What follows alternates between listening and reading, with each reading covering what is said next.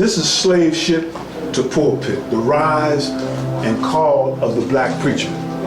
And I call it my flagship because I was overwhelmed by the idea that a black man could be in the bottom of a slave ship one day and at the top of a pulpit in a mega church with thousands of people, maybe not the next day, but a few days later. How in the world does that happen? You know, what are the events that takes place? What is the impact of that? The spiritual activities that must go on. There's got to be some fighting going on.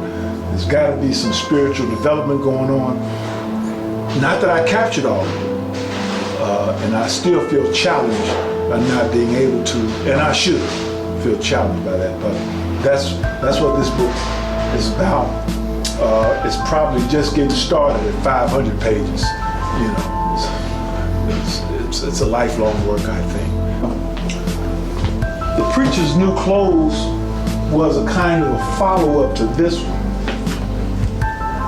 Follow-up to this one because I saw, or I could see, another shift when money became God, when the preachers, some of us lost focus and began to preach money more than we preach God.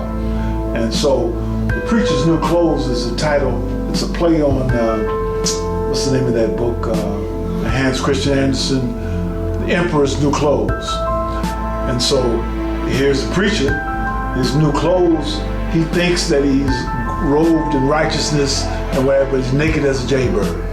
And so that's what that's about. God in My Size was for two little girls that came to one of my book signings and complained that I didn't have anything that they could read, that anything that was on their level. And so that's how the title came, God in My Size. And so I attempted to address some of the spiritual issues that were confronting youth in this era. I think it was unfair of me to try to go too deep, but I couldn't get my brain to go down in the basement and work on another level too long. And maybe I'll get to it one day, and I'll be able to talk about God in a way that maybe 4-year-olds can understand.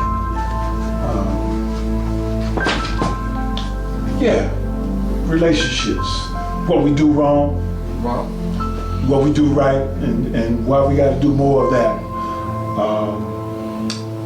I have a section in there called Dear Future Wife, and I talk about my mistakes, and I talk about how I believe I'm a changed man. You'll like me now. You'll really like, because I learned my lesson.